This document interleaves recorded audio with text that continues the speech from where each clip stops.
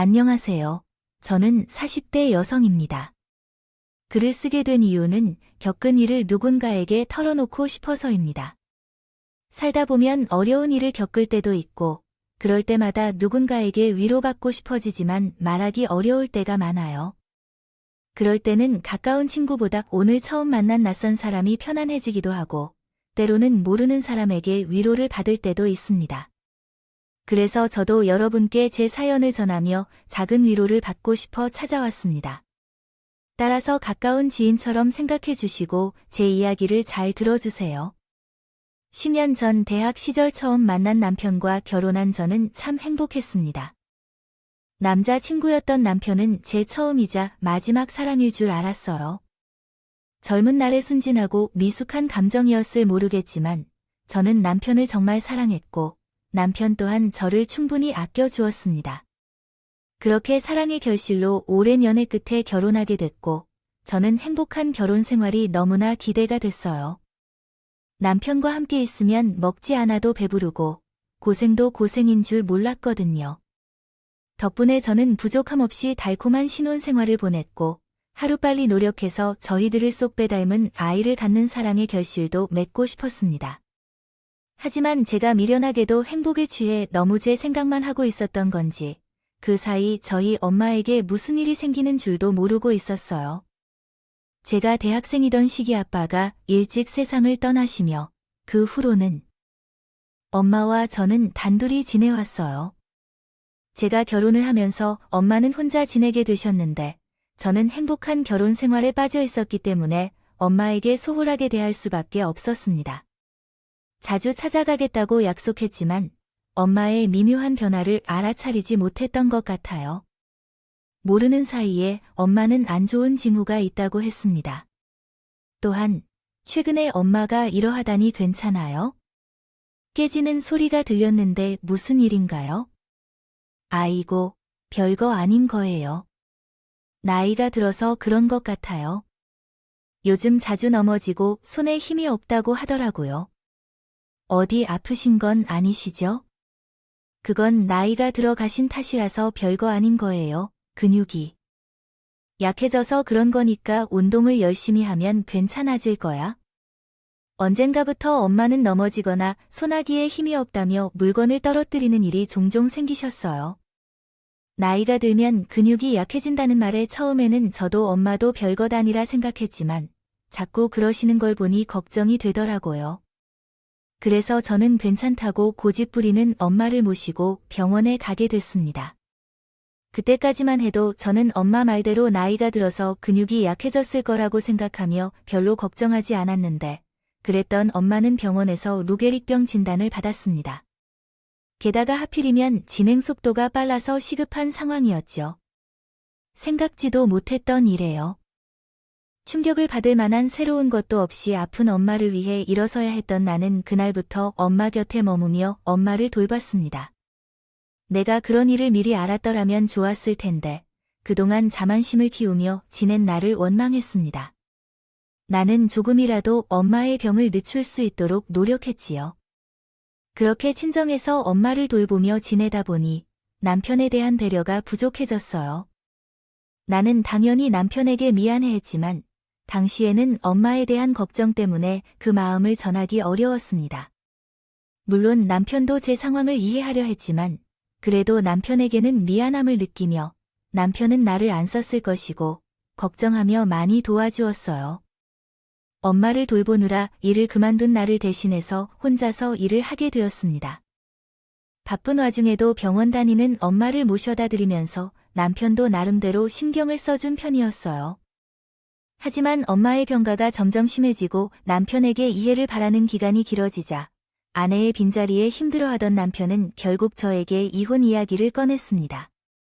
미안해, 여부를 밝힌 후 당신이 얼마나 힘든지 잘 알고 있고 이에 더해 나도 너무 힘들어서 당신을 충분히 이해해 주지 못하나 봐 정말 미안해요. 여보, 남편은 미안하다며 이혼을 요구했지만 오히려 그런 남편에게 더 미안했습니다.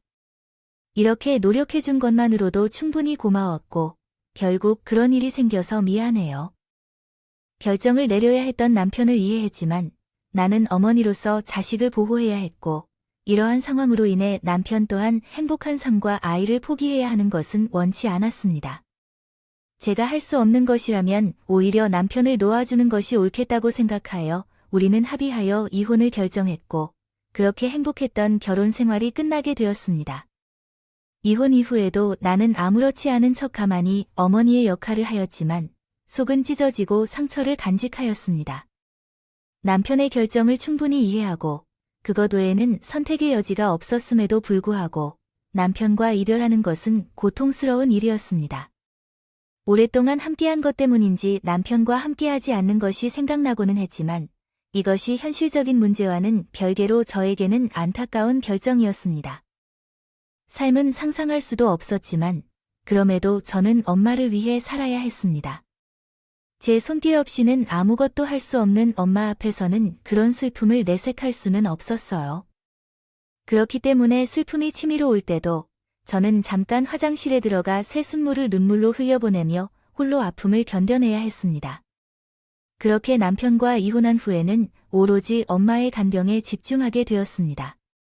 엄마를 원망한 적은 없습니다만 결국 아픈 엄마로 인해 이혼까지 하게 되었으니 이제는 저한테는 엄마밖에 없었어요. 그런 엄마를 돌보고 챙기는 것이 남은 제 삶의 목표라고 생각하게 되어 정말 엄마를 극진히 보살폈습니다. 자식으로서 아픈 부모를 챙기는 것은 당연한 일이라 생각했지만 그래도 가끔 힘들고 버거울 때도 있었어요. 더 나아지는 일 없이 혼자 아무것도 못하고 누워만 계시는 엄마를 볼 때면 이게 전부 무의미한 일은 아닐까 회의가 들기도 하고 누구 하나도 도움을 받을 곳 없이 혼자 간병을 해야 하다 보니 정신적으로도 육체적으로도 벅찬 일들이 있었거든요. 그러다가 저는 저와 상황이 비슷한 한 사람을 알게 되었습니다. 저 마하에 전신을 다쳐 재활치료를 하러 다니는 아주머니가 계셨는데 그분 곁에는 항상 아드님이 함께 있었습니다. 아주머니도 우리 엄마와 비슷한 연애이어서 아드님도 저와 비슷한 나이인 듯 보여서 어쩌면 비슷한 사정인지도 모른 채 자꾸 눈이 가게 되더라고요. 그렇게 오가며 만나다 보니 언젠가는 눈인사를 주고받게 되었어요. 고중도하고 점점 가까이 지내게 됐어요. 그렇게 알게 된 호진 씨는 참 순박하고 착한 사람이었어요. 평소에도 병원에 있는 사람들에게 늘 웃는 나드로 인사를 하는 좋은 사람이라 생각했는데 알고 지내다 보니 사람이 배려심이 있고 속이 깊은 사람이구나 싶었어요. 그래서인지 원래 외향적인 편도 아니었던 저가 호진 씨와는 빠른 시간 내에 가까워졌던 게 아닌가 싶어요. 저희 둘 다 힘든 점이 비슷한 사정에 남들에게는 말할 수 없는 고충을 털어놓기도 하고 호진 씨로부터 위로를 많이 받기도 했거든요. 호진 씨는 힘들지 않아요. 저는 가끔씩 너무 답답할 때가 있어요. 엄마가 언제 좋아지실 수 있는지 기약도 없고 완치도 안 된다고 생각하며 또 하니까 이제는 그런 것을 하는 것이 바보같이 느껴지기도 해요. 그렇다고 엄마를 포기할 수도 없는데 말이에요. 제이 씨는 잘 하고 있어요. 아무리 자식 입장이라고 해도 다들 제이 씨처럼 하진 못해요.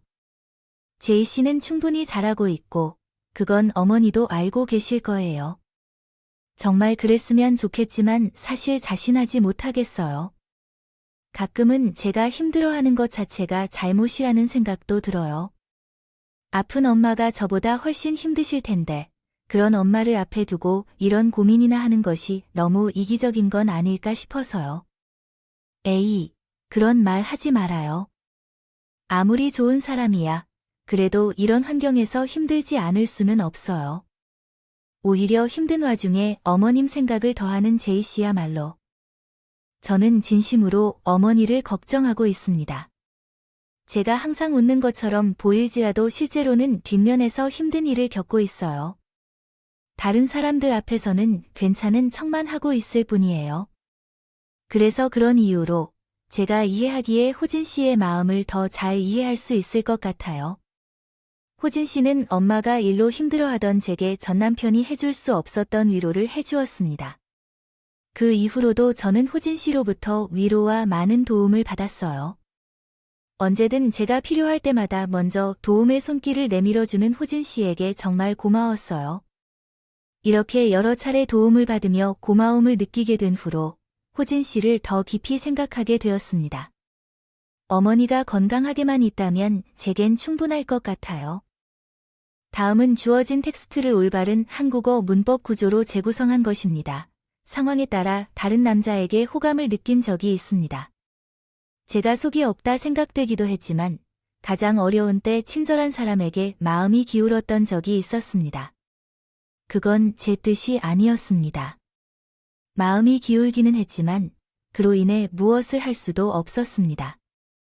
이미 한 번 이혼한 후 결혼에 대한 생각을 접은 상태에서 호진 씨에게 마음이 간다고 해서 그 마음을 드러내기를 생각하지 않았습니다. 그래서 그냥 서로 좋은 친구로 지내며 도움을 주고받으면 좋겠다고 생각했습니다. 그러나 어느 날 호진 씨가 저에게 마음을 고백해왔습니다. 제이 씨, 저 당신을 매우 좋아합니다. 이런 고백이 당신에게 부담스러울 수도 있다는 것을 알지만 고백하지 않으면 평생 후회할 것 같았어요. 그리고 아마 당신도 마찬가지일지 모르겠습니다. 젠과 비슷한 마음일 수도 있을 것 같아요. 기대도 하고 있어요. 우리가 분명히 잘 이해하고 있는지 궁금해요. 저는 이 감정이 일방적인 게 아니라고 생각하지만 제이 씨는 어떻게 생각하세요? 설마 호진 씨가 고백을 해올 것이라고 생각하지 못했었는데 호진 씨의 진솔한 고백을 듣고 난이 당황스러웠어요. 다른 사람과 만나는 생각이 없었던 제 대답은 이미 정해져 있었는데 다음에 거절한다면 어렵게 나온 호진 씨가 크게 상처를 받을 것 같았어요. 또 제가 호진 씨를 좋아하게 되어 호진 씨를 오해하게 했는지 그렇게 생각하니 거절하는 제가 참 염치 없는 사람이 된 것 같았어요. 하지만 그렇다 하더라도 책임지지 못할 마음을 받을 수는 없다고 생각해요. 생각했어요. 우리 나이에 적당히 연애만 하다가 끝날 수도 없고 서로 힘든 상황에 도움이 되지 못하는 관계는 시작하지도 말아야겠다고 생각했어요. 그래서 저는 안타깝게도 호진 씨에게 단호한 거절의 마음을 전할 수밖에 없었습니다. 미안해요, 호진 씨.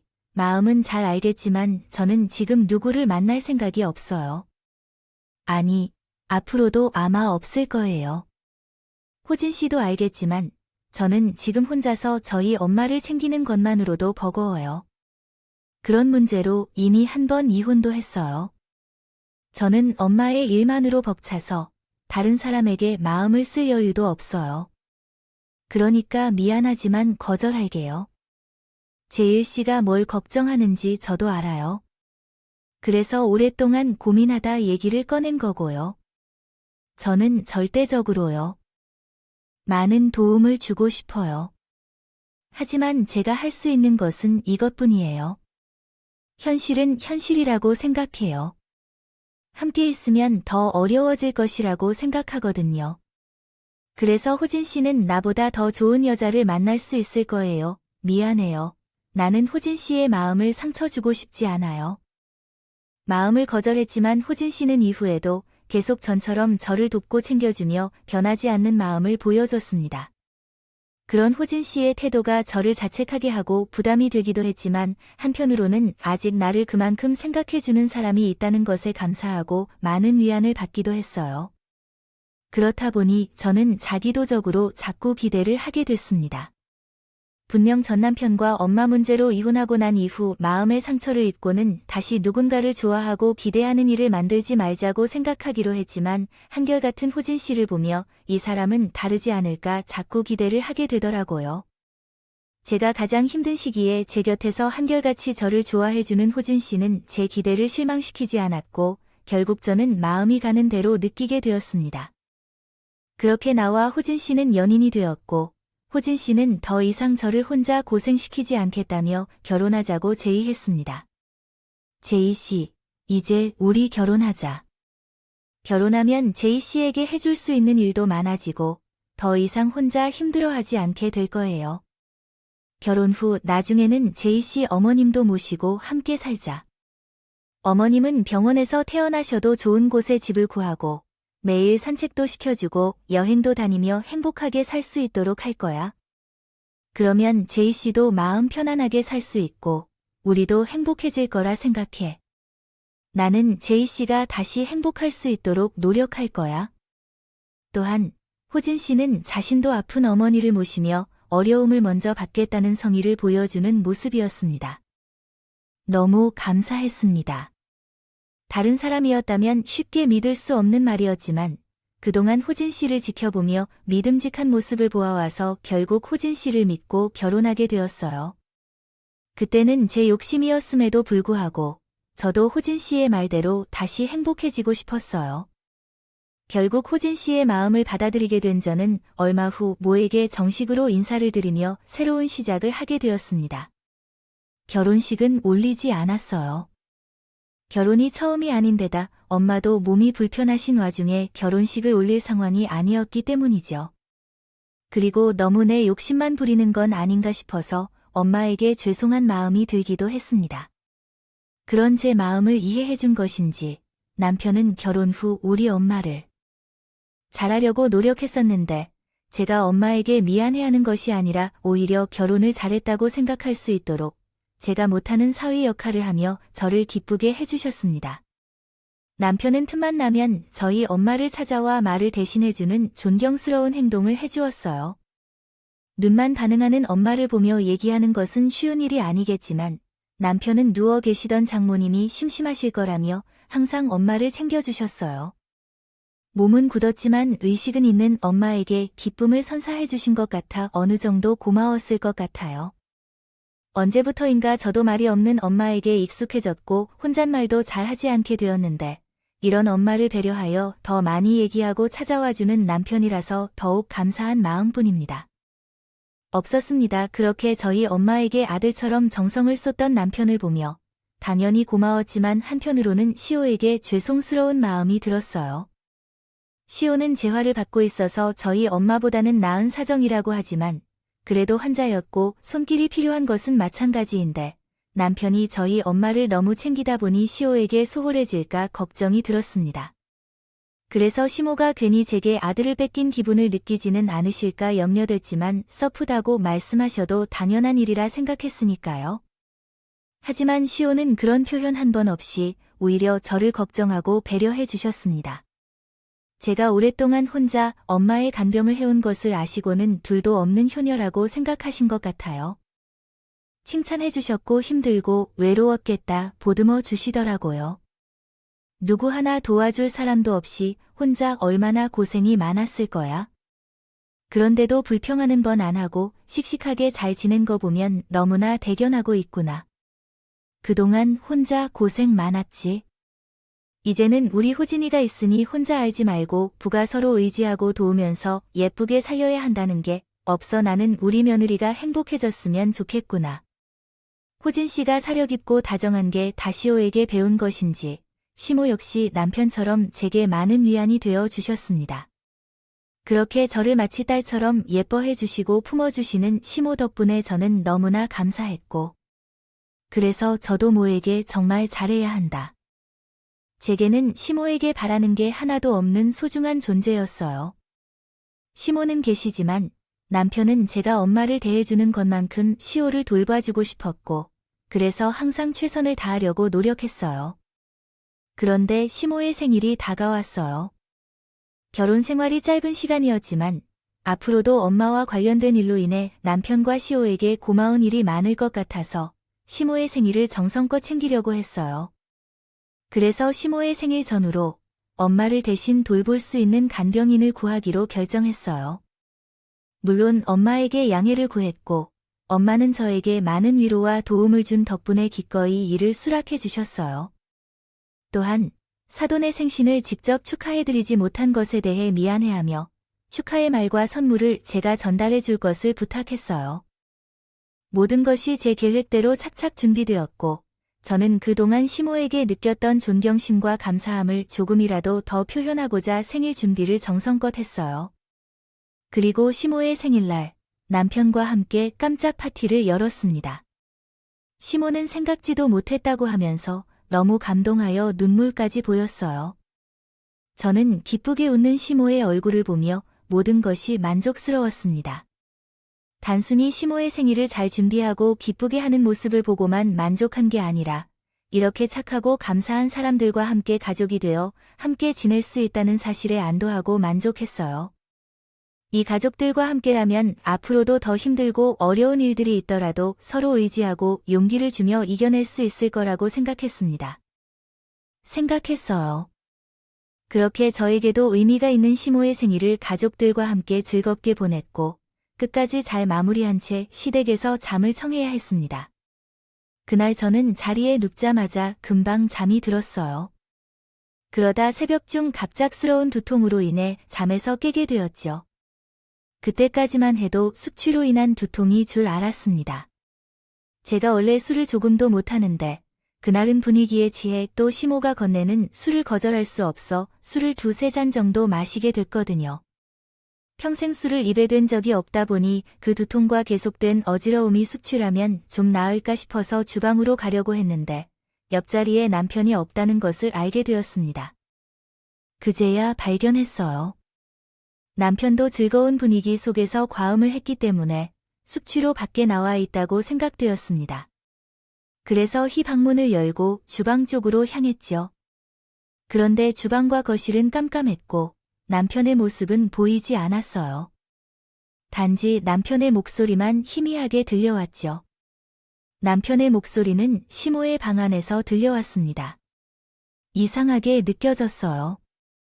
다음 날도 시댁에서 같이 시간을 보내기로 했는데 무슨 급한 일이 있다고 자다가 일어나 새벽 중이기를 싶어서 말이죠. 혹시 나에게 해야 하는 이야기가 있는 건가 싶어서 궁금해졌습니다. 그래서 시모의 방문 앞에 다가가 무슨 얘기를 해야 할지 생각했습니다. 엄마, 정말 해야 할 것 같아요. 내 생각에는 이렇게 계속 지내도 괜찮을 것 같은데 오늘도 봤잖아요. 저 사람이 우리한테 얼마나 고마워하는지. 우리가 지금처럼만 지내면 굳이 손 쓰지 않아도 원하는 걸 받으면서 잘 지낼 수 있을 것 같은데. 어이쿠, 이놈아. 그거야말로 받는 게 고마워서 우리말이 안 맞아도 조금 어색해도 그냥 넘기겠지만 나중에도 그러겠냐고? 그리고 이대로 살 거면 너 하루 공들 죄를 낼 거야. 너 돈 벌 생각 없어? 아니, 돈이야. 저 사람 옆에 있어도 생긴다고요. 아, 장모님 돌아가시면 그 많은 재산 전부 저 사람 재산이 될 건데 그럼 그 돈이 제 돈이나 마찬가지겠죠? 이놈이 이제까지 잘하다가 갑자기 왜 이래?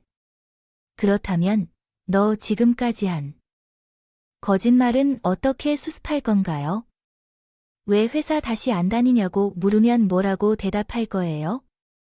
지금까지 놀고 먹고 있었는데 내 치료를 받는 것 때문임을 말할 수 있지만 치료가 끝나면 어떤 핑계를 대게 될지 알 수 없겠죠? 그때 내가 거짓말을 한 것이 들통날 거라고 하네요. 아닌가요? 그렇다면 그때부터 제가 한 말들을 다 의심하게 될 걸로요. 그렇게 말하면 당신은 진짜 좋은 대학을 나와 좋은 회사에 취직할 능력이 없다는 것도 아닌가요? 그렇다면 왜 그런 칭찬을 받는 셈치고 있는 건가요? 그러지 말고 빨리 정신 차려서 삶을 챙길 생각이라도 하는 게 어떨까요? 그리고 제 엄마가 언제 죽을지 몰라. 앞으로 10년이나 20년이나 더 살지도 모르는데요. 그때까지 그 많은 재산이 남아있을 거라고 어떻게 확신하고 있으며 너는 지금 팔자 좋은 사람이라 생각해서 너 자신을 잊은 것 같은데 정신 차려. 지금 그는 김호진이 너를 사랑하는 것이 아니라 내가 거짓으로 만들어낸 착하고 잘난 척하는 김진을 사랑하는 것이야. 그러니까 헛소리 그만하고 어떻게 해야 할지 얘기하자. 넌 조금 업어가도 모를 정도로 골아떨어져 있으니 그 정도로 약을 먹어야 할 것 같아. 그는 눕자마자 바로 자더라니야. 하지만 수면제 양에 대해서는 좀 더 줄이고 늘려가며 확인해야 할 것 같아. 아, 잠을 참으면 참을 수 있는 정도까지. 그래요. 그럼 약은 좀 더 확인하는 것으로 해요. 그러려면 오늘 같이 제가 술 한두 잔 정도 먹을 수 있는 자리를 여러 번 만들어야 해요. 그러니까 내가 쟤네 엄마 걱정을 덜하도록 더 잘해봐. 나도 신경 써야 하니까. 그리고 엄마가 알아보라는 것 확인했니? 저번에는 보험 약관을 다시 한번 제대로 확인해야 해. 그래야 사고를 막을 수 있어. 한두 번 하는 것도 아니고. 그걸 제가 모르겠다고요? 아, 그런 건 제가 다 알아서 처리할 테니까 잔소리 좀 그만해주세요. 아는 척하다가 나중에 돈 못 받는 상황 만들지 말고 꼼꼼히 확인해주세요. 그런 소리나 하고 있어. 몇 번 해봤다고 다 아는 것처럼 굴지 말고. 그리고 또 쟤네 엄마한테도 앞으로 더 신경 써라. 쟤 죽고 나서 그 여자에게 믿을 사람이라고 너밖에 없도록 만들려면 그래야 그 여자 돈까지 꿀꺽할 거야. 아니야. 그 여자 돈까지 받고 이번 일 마무리하게 되면 앞으로 이런 짓거리 하면서 살 수 있어. 그러니까 뭐 하나 허투루 준비하지 말고 꼼꼼히 하라고 알겠어. 시모와 남편이 나누는 대화를 듣자마자 제 귀를 의심할 수밖에 없었습니다. 두 사람이 얘기하는 내용 하나하나 너무 놀라웠으며 새롭게 알게 된 사실이 너무 많았어요. 우선 어디까지 저에게 거짓말한 건지 모르겠지만 제가 알고 있는 남편의 모습과 진짜 남편의 모습이 많이 다른 것 같았습니다. 또 저에게 고의로 접근했다는 것도 알게 됐죠. 저에게 고의로 접근한 이유는 돈 때문인 것 같았어요. 보험금이나 보험 약관 이야기가 나오는 걸로 보니까 말이죠. 저를 죽여 보험금을 타내고 혼자 남은 엄마의 재산까지 탈취하는 게 그들의 목적인 것 같았습니다. 그 계획을 위해 그날 제가 마신 술에 수면제를 태운 것이었고, 그래서 제가 자리에 눕자마자 잠에 빠져들었고 중간에 깨어나 심한 두통과 어지러움에 시달리고 있었던 거예요. 정말 마른 하늘의 날벼락 같은 이야기였습니다. 가장 어려운 시기에 가장 힘이 되어준 사람들이 불순한 의도를 가지고 저에게 접근했다고 하니 하늘이 무너지는 것 같았어요. 제가 어떻게 행동해야 할지요? 모르겠더라도 그러면서도 지금 순간을 이대로 놓쳐서는 안 된다는 생각이 들었습니다. 나중에 어떻게 될지 모르겠지만 두 사람의 범행을 밝힐 수 있는 증거가 꼭 필요하다고 생각했어요. 그래서 휴대폰을 꺼내 두 사람의 대화 내용을 녹음하기로 했죠. 아, 그건 걱정하지 마세요. 오히려 저 사람보다 장모님이 쟤를 더 믿고 있으니 자기 때문에 이혼까지 하게 된 딸이 제 덕분에 다시 웃게 됐다면서 얼마나 쟤를 좋아하는지 모르겠어요. 그리고 엄마도 아시다시피 저 사람이나 장모님 주변에 다른 가족은 없어서 우리 계획대로만 실행되면 믿고 의지할 사람이 저밖에 없고요. 그러니까 엄마랑 다이 둘이서 저 사람을 보내는 계획만 잘 짜면 그만큼 자극이 될 거라고 생각해요. 다음에 발생할 문제는 없을 거예요. 그래, 뭐 그럼 다행이고. 그리고 말씀드릴 사항이 더 있어요. 이번 일을 마치면 다이도를 쓸까 생각 중인데 너는 어떻게 생각하니? 그 사람은 왜요? 그가 뭘 잘못했다고요? 왜? 그래도 본성은 아닙니다. 마음이 상해요. 너를 사랑하지도 않잖아. 그냥 우리 말을 잘 따르니까 도와줬던 거잖아요. 우리 둘이 일하는데 도움이 되고 그래서요. 도움되는 사람을 왜 굳이 건드릴까요? 물론 저도 그를 사랑하는 것은 아니지만 그래도 원래의 모습을 사랑해주는 사람이기도 하고요.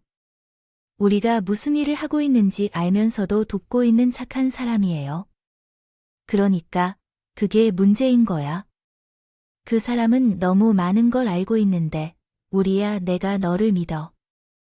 엄마, 내가 내 자식이니까 서로에게 조금 빈도가 상해도 걱정할 일이 없는데. 그래, 아무리 그렇다고 해도 그 사람 아니잖니. 그렇다고 걔 눈치 보면서 살 수도 없고 걔가 변심 안 한다는 보장도 없고. 그래서 이번 일 끝나면 꼭 처리하는 걸로 하자. 아이, 그래도 그건 좀, 너도 이제 이번 일 끝나면 이전과는 비교할 수 없는 돈으로 새 인생을 살 텐데. 네, 과거 아는 사람을 데리고 있을 거야. 아, 걔가 뭐 대단한 여자라고. 더 좋은 여자랑 새 출발해야지. 그래, 그럼 어떻게 처리하시고? 아, 다이, 걔는 눈치가 보통이 아닐 텐데. 그걸면 우이 죽어. 이번 일 끝나면 그때 다시 생각해 보자구나. 우선은 내게 그런 계획이 있다는 걸 알고 있으라는. 내일 다시 술자리를 마련해서 약을 약간 섞어서 확인해 보자. 오늘은 여기까지 하자. 두 사람의 대화가 끝나자 제가 급하게 방으로 돌아가야 했습니다. 그리고 몸이 진정되지 않아 누우며 잠을 가장하는 척하기로 했습니다. 남편이 방에 들어와 제 곁에 누워 심장 소리가 크게 울려 제 진짜 자고 있는 줄 알게 될까봐 긴장했습니다. 다행히도 심장 소리는 저에게만 들리며 남편은 확인하고 바로 잠이 든 것 같습니다. 하지만 그 후로도 저는 잠들지 못했습니다. 조금 전 들었던 이야기 때문에 머리가 엉망이 되었고 마음의 심장까지도 터질 것 같아서요. 도망칠 생각도 해보았지만 혹시 남편도 자는 척을 하고 있는 건 아닐까 생각하여 꼼짝도 못한 채 그대로 눈만 감고 있었어요. 그렇게 눈만 감은 채 하룻밤을 새웠고 다음 날이 밝았어요. 요동치던 심장은 조금 진정이 되었지만 저는 여전히 긴장한 상태였어요. 평소와 같은 심호와 남편의 작은 행동에도 깜짝 놀라고 있었죠. 하지만 겉으로 표를 내기 어려워서 정말 힘들었습니다. 시댁에 머물 수 없겠다는 생각이 들었고 남편과 함께 사는 집도 안전하지 않다는 생각이 들었어요. 제가 조금이라도 안전한 곳은 엄마가 있는 병원뿐이라고 생각했어요. 생각하여 남편과 시모에게 엄마 핑계를 대고 병원에 가려고 했습니다. 여보, 어떻게 할까요? 지금은 엄마를 보러 가야 하는데 오늘 저녁까지 집에 있기로 약속했었잖아요. 그러나 간병인이 일이 생겼다고 해서 제가 지금 가봐야 할 것 같아요. 그래서 간병인을 고용한 곳에 전화해서 대신을 찾아달라고 부탁해야 할 것 같아요. 미안해요. 아무런 해결책 없이 우리 엄마에게 아무 사람이 간병인이 되는 것은 조금 그래서 엄마께 잘 말씀드릴 테니 서운해하셔도 제가 잘 처리해 줄게요. 알겠어요? 그래서 어쩔 수 없는 상황이라서 뭐 어떻게 해야 할지 모르겠지만 다행히 남편과 시모는 저를 붙잡지 않으셨어요. 그래서 다른 의심을 받지 않고 그 집을 도망칠 준비를 할 수 있겠어요. 어제 우연히 남편과 시모가 나눈 대화 내용을 알아차릴 수 있는 쪽지를 발견했습니다. 남편의 외투 안주머니에 꽂혀있던 쪽지였는데 그 안에는 보험금 계산과 약관 확인, 엄마가 혼자 남게 된다면 돈을 받는 방법에 대한 두 사람의 계획과 과정이 적혀 있었습니다. 이렇게 낙서처럼 적힌 쪽지를 보게 되자 다시 온몸이 떨렸어요. 시모와 남편이 나를 죽일 것처럼 느껴져서 바로 뛰쳐나왔습니다. 내일 아침까지 간병인이 엄마를 보시기로 했던 일정도 취소했습니다.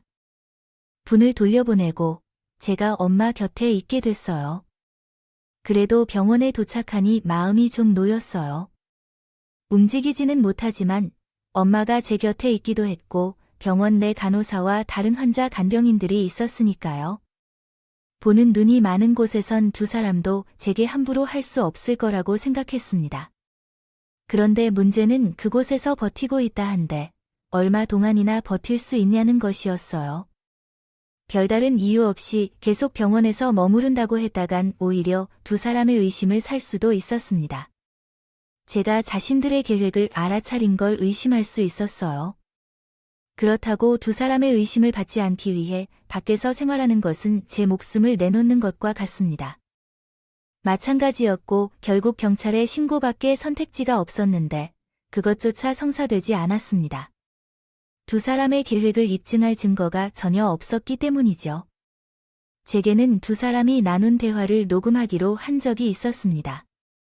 하지만 녹음한 부분에서는 나를 해치려 한다는 내용이 명확하게 담겨 있지 않았습니다. 또한 도망치기 전 시댁에서 확인했던 쪽지를 가져오지 못했습니다. 쪽지가 없어졌다는 사실을 남편이 알 경우 의심을 받을 것이라 생각하여 두고 왔었죠. 물론 쪽지가 있다고 해도 확실한 증거로 인정되지는 않을 겁니다. 경찰 측에서도 의심은 하겠지만 그것은 두 사람이 나를 죽였다는 직접적인 증거가 되지 않기 때문입니다.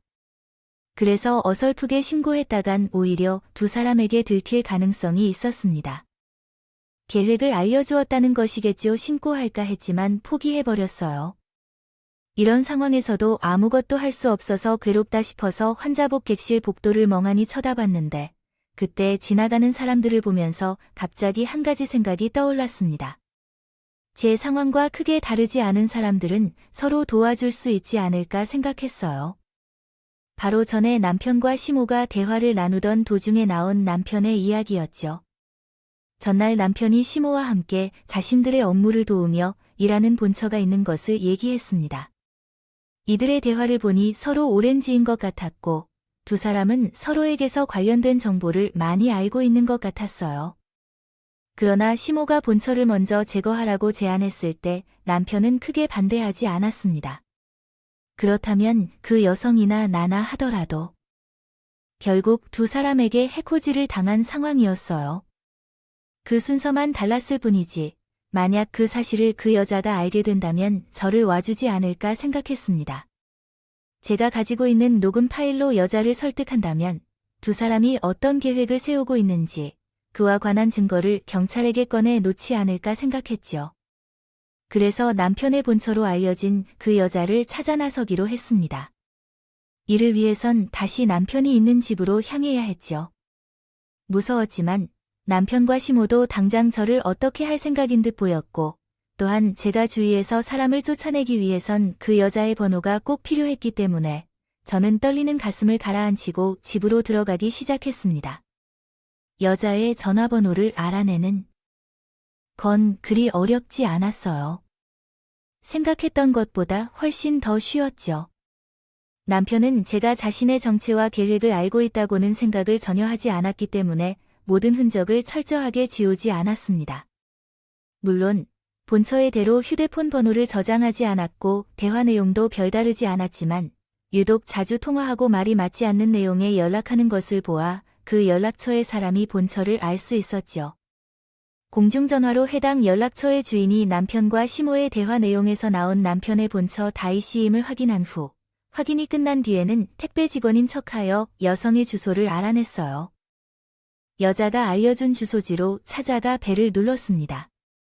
누구세요? 오전에 연락한 택배 기사입니다. 물건 앞에 놓고 가세요.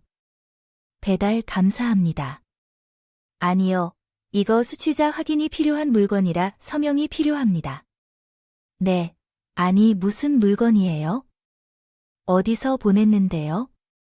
아, 물건은 여기 있어요. 다시 씨예요? 누구세요? 김호진 씨 아시나요? 다희 씨가 김호진 씨 아내분이시고요.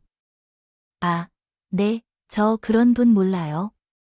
모르는 사람이라 돌아가세요. 잠깐만요. 저 그쪽이 김호진 아내라는 거 다 알고 왔어요. 그리고 그 사람과 그 사람 엄마가 하는 일을 돕는다는 것도 알고 있고요. 그러니까 피하지 마시고 대화 좀 해주세요. 모르는 사람이라니, 이렇군요. 저기, 그쪽이 어떤 분인지 모르겠어요. 택배 기사를 사칭하고 다른 사람의 주소를 알아냈다면 그런 행동은 범죄입니다. 괜찮습니다. 경찰에 신고하고 싶습니다. 그러니까 이 손을 놓아주세요. 아, 좋은 말로 할 때 가라고 하셨나요? 경찰을 부를까요? 조치를 취하기 위해 다윗 씨에게 그 사람들이 행한 일에 대해 조사해 주시라고 요청할까요? 아니요. 이 여자가 계속해서 사람을 이상하게 대하고 있다고 생각해요. 저도 그쪽이 위험하다고 생각해요. 다음에 그쪽의 피해를 입을 수도 있어요. 제거라도 무슨 일들을 저질렀는지 제이 씨가 더 잘 알 것 같아요. 아니요. 그렇게 말씀하시면 위험한 일이 있을 수도 있죠. 이렇게 생각한다니 정말요?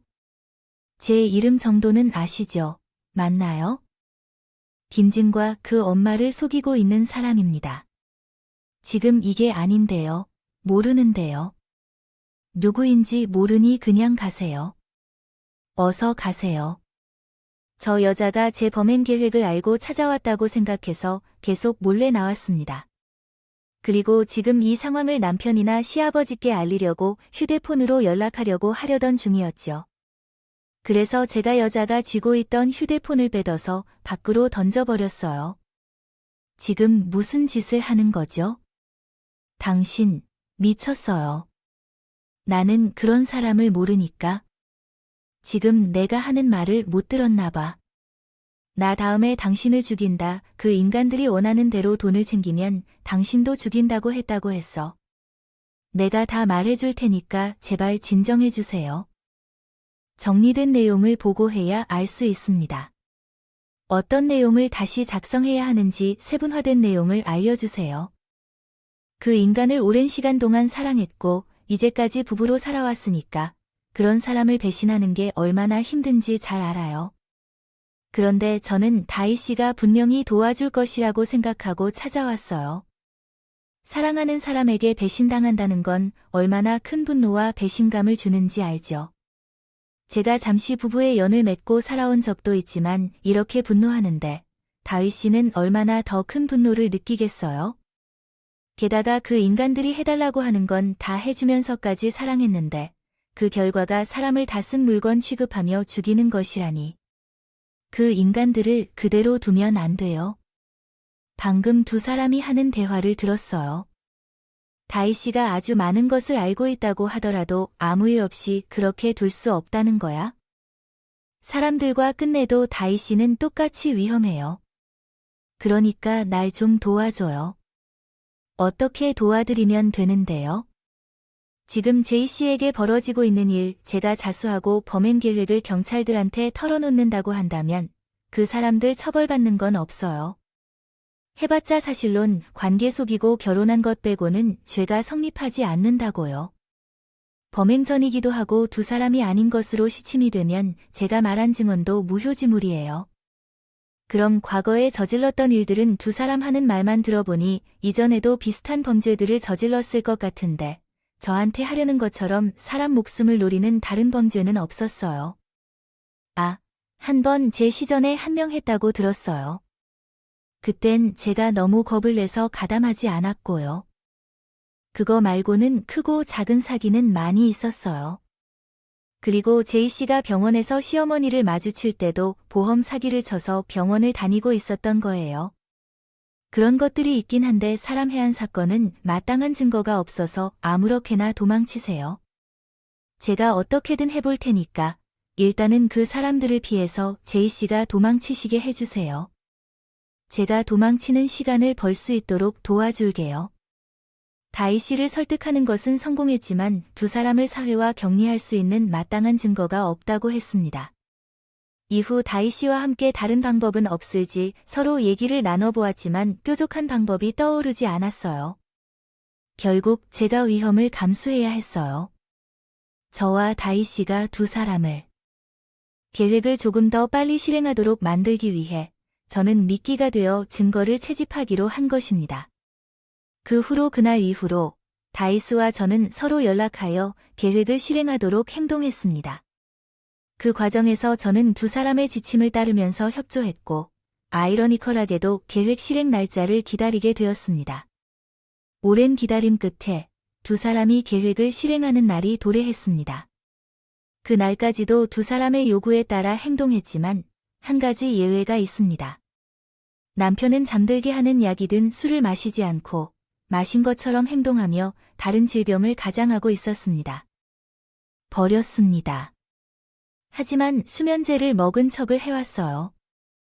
이후 두 사람은 몸을 제대로 제어하지 못하는 저를 데리고 차에 태웠고 어딘가로 데려갔습니다. 그리고 감시 카메라와 입구 2개를 통과하며 내렸어요. 남편은 그 후 제 손과 차량 핸들에 스카프를 묶어 고정했습니다. 자동차 사고로 보험금을 챙기려는 음모였다. 아, 너무 강하게 묶으면 안 돼요. 사고가 났을 때 스카프로 묶여 있으면 안 돼요. 그리고 지금 몇 시간이나 지난 거예요? 이제 꽃이 피면 완전 제 정신이 돌아올 텐데 그 전에 끝내야 해요. 아, 그래서 서둘러야 해요. 거의 다 끝냈어요. 아, 그래. 밤에 오니까 여기 너무 높은 것 같은데. 아니, 즉시 죽는 거죠. 아니에요. 즉시 죽는다면 수면제가 검출될 수도 있다던데. 그거야. 참지 않으면 문제가 될 것 없으니까 얼른 보내기나 해. 두 사람은 제가 다 듣고 있다는 걸 모르고 범행에 대한 대화를 나누고 남편은 마지막으로 양엑셀을 고정하려고 했어요. 그때 남편의 손을 붙잡았고 놀라고 있는 남편에게 모든 것을 알고 있다고 밝혔어요. 당신들아, 이제 끝이야. 지금 이 짓거리들 다 녹음 촬영됐다고. 뭐야, 당신 정신이 들었어. 언제부터 처음부터 정신 차린 거야? 당신들이 죽이려고 하려나? 내가 어떻게 그런 일을 할 수 있겠어? 지금 경찰들이 오고 있을 거야? 그러니까 허튼 짓 그만하고 이제 다 포기해. 무슨 소리야? 당신을 죽이다니. 우리가 왜 그러지? 그러면 아까 당신. 엄마와 나의 대화 내용이 어떤지 그 대화가 모두 녹음되어 있습니다. 또한 당신들이 사전에 계획하고 준비한 모든 것들 역시 증거로 가지고 있습니다. 경찰들이 오면 그 증거를 제출할 거예요. 방금 전에 엄마와 한 대화는 범죄 프로그램에서 보았던 것을 떠올리며 나눴었어요. 이곳이 그와 비슷해서 여보, 왜 살아있는 사람을 잡아야 해? 그리고 우리가 어떤 계획을 세우고 준비했다는 얘기야? 응, 아까 경찰이 온다고 했을 때 이상한 점을 몰랐어요. 엄마가 나를 감시하고 있어서 나는 신고를 하지 못하는 상황이었어요. 근데 어떻게 경찰이 여기로 오고 있을까요? 나에게 도와줄 사람이 없으면 가능할까요? 다이야, 그래서 당신의 엄마가 나를 죽이려고 세운 계획과 준비에 대해요. 증거들을 다 가지고 있었기 때문에 이전까지 했던 것은 그 증거를 확실히 모으기 위한 것이었고, 그럼에도 한 번쯤은 망설일 줄 알았는데 단 한 번도 망설이지 않았다. 사람을 죽이는 것이 그렇게 쉬운 일이니까 쓰레기 같은 이들이 나와 너희 모두의 의도를 알고 있었다. 처음부터 의도적으로 다가와서 내 목숨과 우리 엄마의 재산을 노리는 것을 이해하는 거냐고. 이제 두 사람과는 끝이야. 제가 쏘아 붙일 때까지만 해도 어떻게든 변명하려고 했던 두 사람은 씨가 제게 돌아섰다는 말에 모든 것을 포기하는 듯 했다. 그 뒤에 그들이 어떻게 씨가 자신들을 배신하게 된 것인지 묻더라. 다이가 왜 당신의 우리 계획을 어떻게 아는 거냐고. 당신을 도와주지 못해서 그렇지요. 그러니까 당신의 어머니 생일날, 그때 나에게 수면제를 처음 먹인 그날 두 사람이 하는 얘기를 들었어요. 그때 나에게 접근한 이유와 날 죽일 계획, 그리고 다이 씨를 죽이겠다는 걸 알게 되었습니다. 그 후에 다이 씨를 찾아내서 내가 녹음한 두 사람의 대화 내용을 들려줬어요. 다이 씨를 죽이려고 한다는 그 말을 들었을 때, 그런 말을 듣고도 가만히 있을 사람이 어디 있겠습니까? 또한 당신들이 뒤치다꺼리한 모든 일을 다 하라는 대로 다 했던 사람이니까 분노가 더 컸고 덕분에 이렇게 당신들을 경찰에 신고할 수 있었어요. 아이고, 그때 엄마, 이게 다 엄마 때문이에요. 엄마가 그때 그 말만 안 했어도 그래서 내가 다이 씨를 못 버린다니까. 아이고, 진짜 뭐야, 그게 왜 그랬을까요? 내 잘못이야. 너도 처음에만 다 입 버린다고 했지. 그 다음에는 내 말에 동의했지. 참 예쁜 연을 만날 거라며. 그리고 그때 마누라가 자는지 안 자는지 확인을 못한 거야. 책임지는 게 왜 내 책임이야? 두 사람은 경찰이 올 때까지 서로 타들하다가 결국 각자 경찰차를 타고 연행되면서 끝이 났어. 그 뒤에는 두 사람이 살해를 공모하여 미수 혐의로 처벌을 받았어. 또한 이전에 저지른 범죄 때문에 현재 수사가 진행 중이야.